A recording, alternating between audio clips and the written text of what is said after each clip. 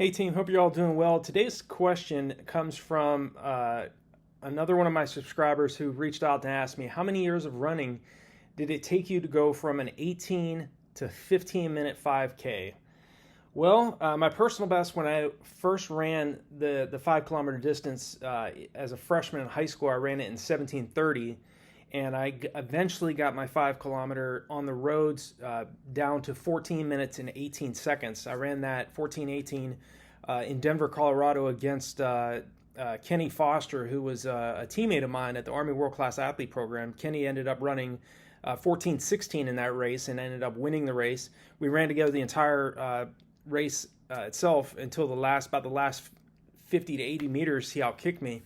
But Kenny was a great runner. He ran 2:19:49 for the marathon, 1:05 for the half, 49:11 for 10 miles. So Kenny was very, very strong, and he had much better leg speed than I had. I mean, that was probably the best 5K race that I ever dropped.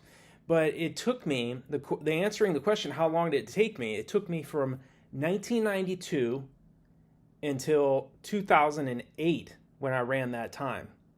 So it takes a great deal of time to drop several minutes off a 5 kilometer race. Again, the shorter the race, the more difficult it is to really drop substantial amounts of time off of your event. Versus if you were running a 10-mile race or a half marathon or a marathon, where literally you can drop an hour off of marathon time in one race. So it comes down to how diligent are you, how willing are you to really put all of your attention and focus on your chosen event. You're either lukewarm or you're blazing hot. Okay, this is not a sport where if you truly want success, if you truly want stellar results, superior results, you're going to have to work for several years at this. This is not going to happen in a matter of a few months. I've had athletes come up, reach out to me that are running around maybe 20 minutes for the 5K right now, and they're wanting to go under 15 minutes. And sure, it's definitely possible to drop that. There are athletes out there that make that much of a drop in their times. But I just think that the biggest hurdle that most of us as middle to long distance runners have to overcome is the willingness to be patient and to know that long-term thinking is absolutely essential in this sport, especially in the 5K. You need to make sure, if you want to drop from, at least from how I did it, from 17:30 to 14:18, I was always working on training well below 5-minute mile pace.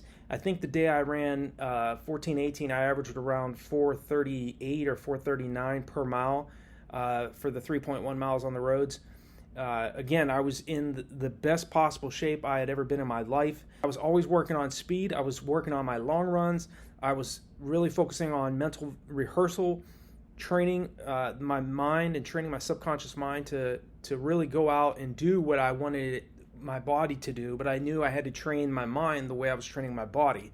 Okay, and I think the majority of the time we always focus on just the physical preparation, and we totally disregard rehearsing. And what I mean by mental preparation and mental rehearsal is just spending about 10 minutes each day, maybe 5 minutes in the morning, 5 minutes in the evening, maybe just 10 minutes in the morning, 10 minutes in the evening before you go to bed or when you first wake up in the morning, and just see yourself performing at a very high level. See yourself crossing the finish line with that time goal that you have in mind on the clock. Do the types of workouts that are indicative of a time that you're going after, whether it's breaking 15 minutes or breaking 25 minutes for the 5K. You have to make sure that you're following all the fundamentals. Do the types of workouts that are going to bring you to that goal.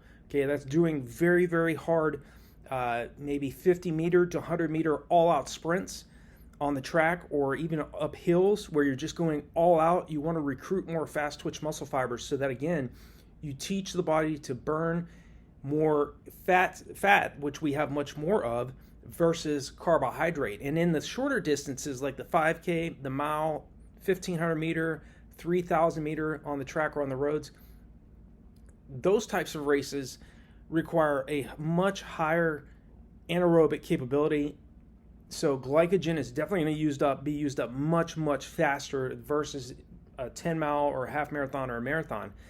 So you have to do the types of workouts that really are going to help you perform at a high level and get you to that goal that you're aiming for. I always talk about a minimum of 12 weeks, preferably out to around 16 to 20 weeks for athletes training for the 5K. You know, there are a lot of athletes out there that are training, that are running right now in the 17s like I was, that will eventually get under 15 minutes. There are other athletes out there, you know, that could go out, and there's perfect examples of this in Japan. There's a lot of athletes in Japan that can't really run, you know, world-class times for the 5K. Maybe they're in the 14s or even low 15s, but for some reason they can go out and run a marathon in under 2 hours and 10 minutes. You know, there's athletes that are much more built and are better suited for the longer races versus the shorter races like a 5K. But whether you're training for a 5K or a longer race, to drop a substantial amount of time, you know, in this particular question, you know, how many years did it take you to go from 18 minutes to 15 minutes for the 5K? Yeah, I mean, it took me 15 years to go from 17:30 for the 5K to 14:18. Okay, I don't know many athletes out there that are willing to train for 15 years straight to make a jump from 17:30 to 14:18. And of course, there are athletes out there that can get much faster results than even I dropped, much quicker. It's just every athlete's different. There's some athletes that are have much more genetic capability, and then there's athletes such as myself who had a little bit of physical capability, but I had to work for several years to get to a point where I could run fast over the 5K to the marathon distances. It just was a longer process for me.